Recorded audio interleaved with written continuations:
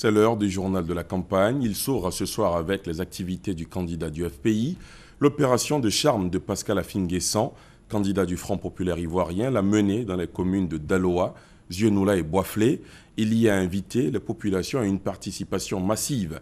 Le jour du vote, Affi-N'Guessan promet également la création d'une banque de métiers pour la jeunesse. Gabriel Zani.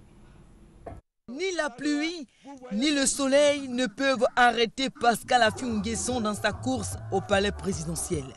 Le candidat du FPI a parcouru les communes de Daloa, Zieunula et de Boisflé pour annoncer son message du changement. Changement de politique économique, sociale, sanitaire, basé sur la refondation profonde de l'État et de la Constitution.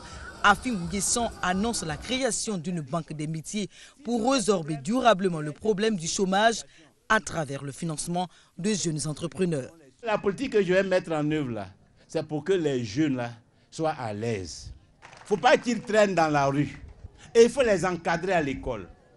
Et quand il a un diplôme, qu'il veut travailler, il faut qu'il ait la possibilité d'avoir un emploi. Ou bien lui-même de créer sa propre société.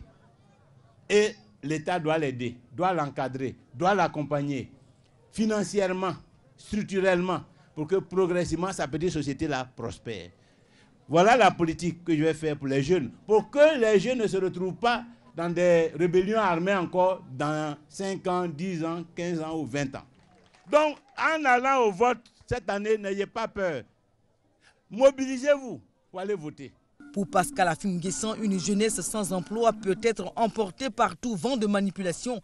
Chaque jour qu'il passe à parler aux électeurs et aux chefs de communauté, le candidat frontiste dévoile un peu plus les points saillants de sa gestion des affaires. Parmi les autres grands chantiers auxquels il va s'attaquer, il y a le domaine de l'éducation. Affi-N'Guessan propose donc la mise en place d'un système de passerelles. La conquête des électeurs étant tout aussi difficile que la reconquête du pouvoir, le président du Front populaire ivoirien a pris d'assaut les communes de l'intérieur du pays. Sefra et Issia sont ses prochaines destinations. On a vu aux activités de la candidate indépendante Kwangwa Jacqueline Claire. Pour sa deuxième et troisième journée de campagne, elle a sillonné 5 départements de l'ouest du pays. Fille de la région, Kwangwa Jacqueline Claire est allée dire à ses parents ce qu'elle entend faire pour eux une fois élue. Sidonie Davila.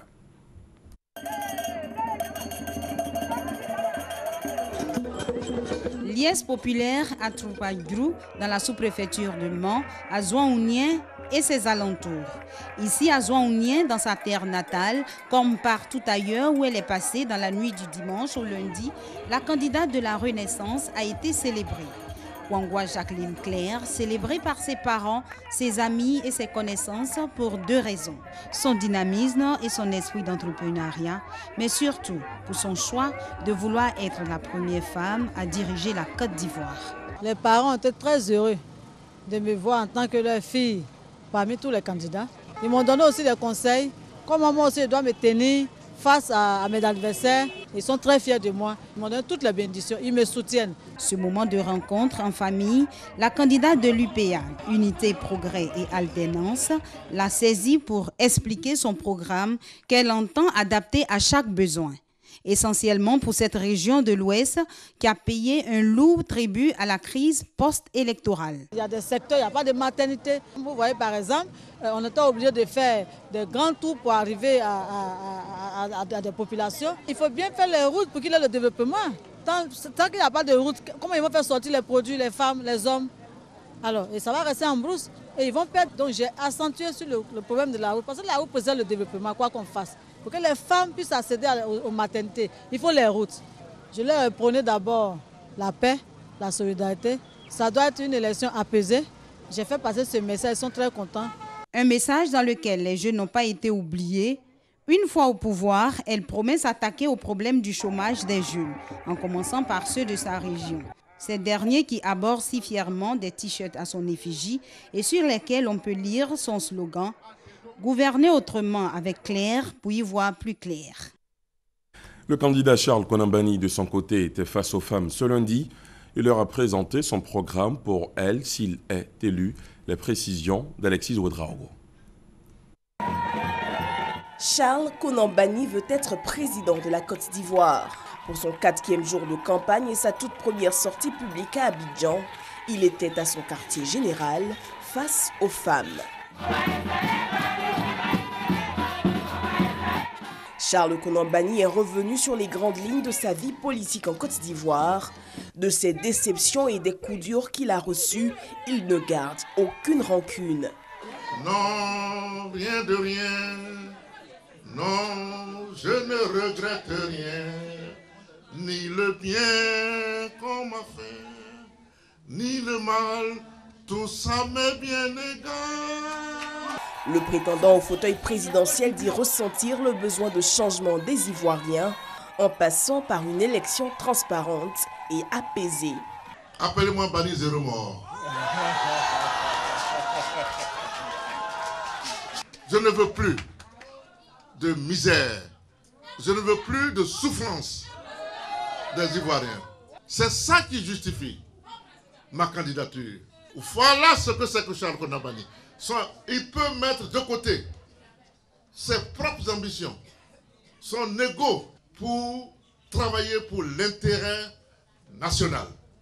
S'il est élu président de la République, Charles Konan Banny entend multiplier les institutions de microfinance en vue de l'autonomisation des femmes.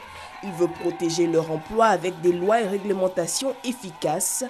Il entend lancer des aides à la réalisation des projets des femmes et calquant sur le modèle européen, pouvoir payer les femmes ménagères.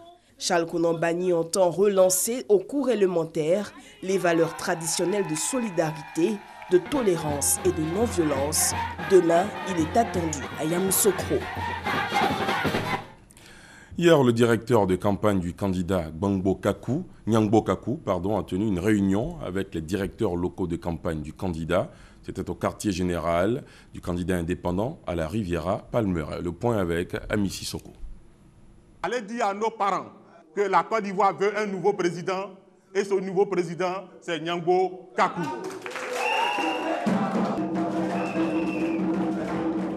Riviera Palmeraie, quartier général de Nyangbo Kaku. Le candidat indépendant arbore fièrement son géant poster avec le point saillant de son programme. Ce dimanche 11 octobre, pas de meeting, mais une mission claire à confier aux 31 directeurs locaux de campagne.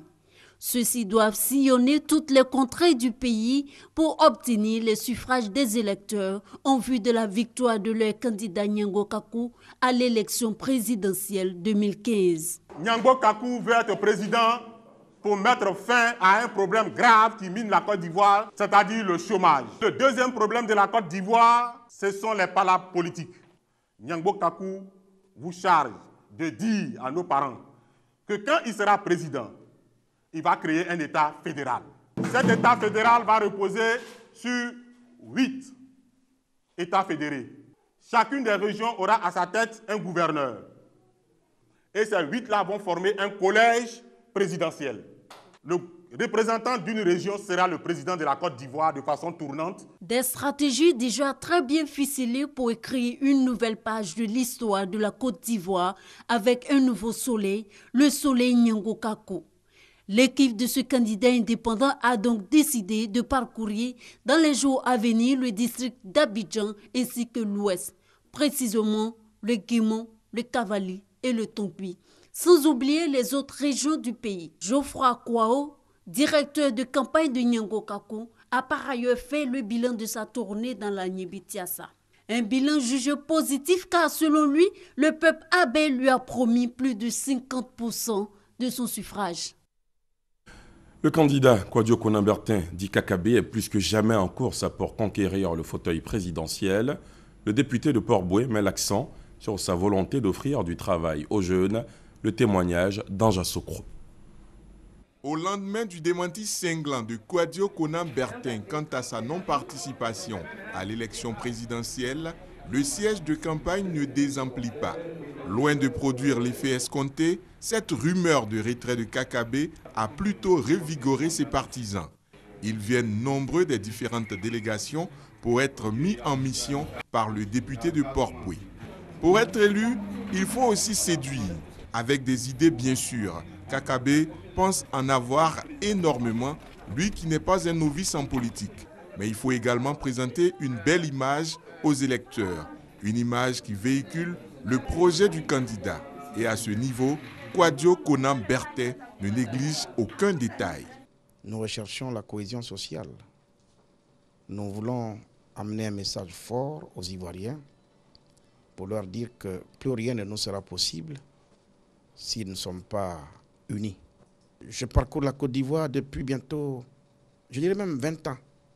Ils sont très peu ces petits hameaux qui n'ont pas une histoire avec ma modeste personne.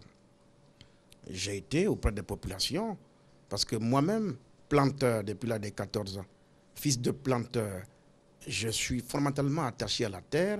Je suis constamment en zone forestière, je suis constamment en zone rurale. Et je dis, quand le milieu rural se porte bien, la Côte d'Ivoire se porte bien. Kwadwo Konan Bertin tient à ce que son message passe et qu'il soit parfaitement perçu par tous les Ivoiriens. Car, dit-il, on ne s'improvise pas homme politique. Sa candidature est le fruit d'une longue expérience et d'une longue préparation. Elle n'est nullement le fruit du hasard. C'est pourquoi l'honorable Kwadwo Konan Bertin ne lésine sur aucun moyen pour s'installer à la présidence de la République. En ce 4e jour de campagne, le candidat Konan Kwadwo Siméon est sorti de son quartier général du Plateau pour se rendre à Songon Kassamblé, accoutez à une procession dans les rues du Plateau. L'homme qui se présente comme le neutre réconciliateur demande aux Ivoiriens de lui faire confiance pour les 5 années à venir. Thomas Guessambi. Konan Kwadwo Siméon est candidat pour un seul et unique objet duquel procède tout, la réconciliation des Ivoiriens. Pour y parvenir, Dieu, les chefs religieux et traditionnels.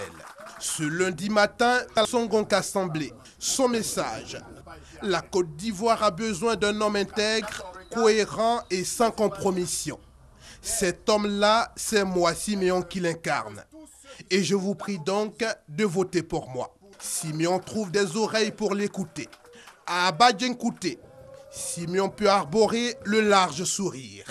Son message, le même, semble être passé 5 sur 5. Dans la situation d'inimitié entre les leaders politiques depuis 2 décennies et plus, la poche de moralité que constituent les chefs traditionnels et les chefs religieux étaient les recours qui pourraient nous aider à arriver à la véritable réconciliation nationale. Pour le pouvoir en Côte d'Ivoire, il faut le retirer des mains des hommes politiques et le redonner à une personnalité neutre, impartiale, affranchie de toute tutelle politique pour réconcilier les Ivoiriens et remettre ce pouvoir ensuite en jeu pour les politiques. Cet homme-là, j'ai essayé d'expliquer à Sa Majesté et à sa cour, mais également à la population, que cet homme-là a un seul nom, c'est Konan Kwadwo Siméon. Le reste de cette journée de campagne, Siméon décide d'investir les rues, avec pour Toussaint Crépin sa foi et sa voix. Il va à la rencontre des Ivoiriens de toutes conditions et toutes confessions, avec la même conviction que la Côte d'Ivoire a besoin aujourd'hui plus que jamais d'un homme de réconciliation pour un développement durable et harmonieux. Visiblement, son message semble accroché. Du côté du RHDP, le candidat Alassane Ouattara a animé ce lundi un meeting à la place Figayo de Yopougon et était face aux jeunes entrepreneurs au Palais de la Culture ce matin. Le président sortant a invité la population à lui faire confiance à nouveau pour un mandat qui consacrera le développement. Le compte-rendu de Ricardo Zama. Alassane Ouattara en course pour le palais présidentiel, saison 2, 5e épisode.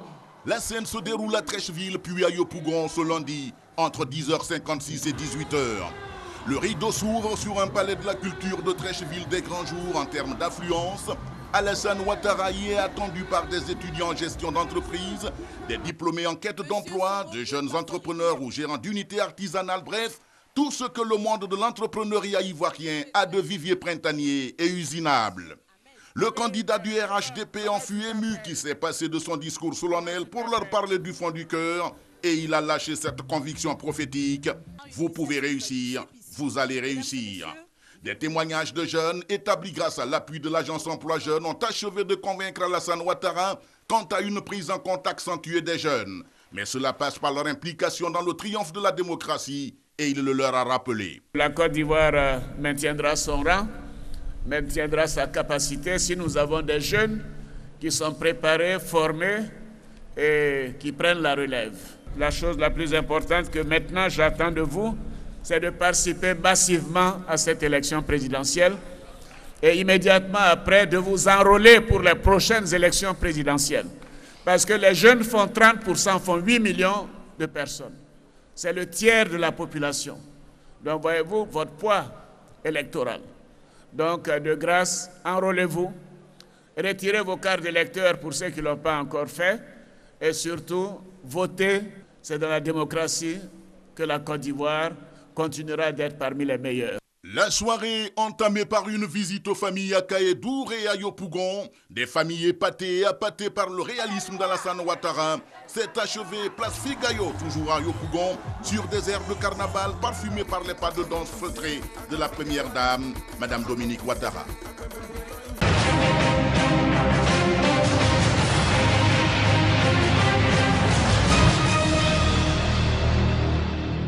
Fin donc de ce 4e journal de la campagne. Prochain rendez-vous demain, 20h. On termine ce journal à l'étranger, en Guinée. On a passé l'étape du vote. On attend maintenant les résultats. La mobilisation a été massive hier dans le bureau de vote pour la présidentielle. Les résultats ne devraient pas être annoncés avant demain. Et ce lundi, les 7 candidats opposés au président Alpha Condé ont tous annoncé qu'ils rejetteront les résultats. Fin de ce journal, merci de l'avoir suivi. Je vous souhaite de passer une excellente soirée sur RTI 1.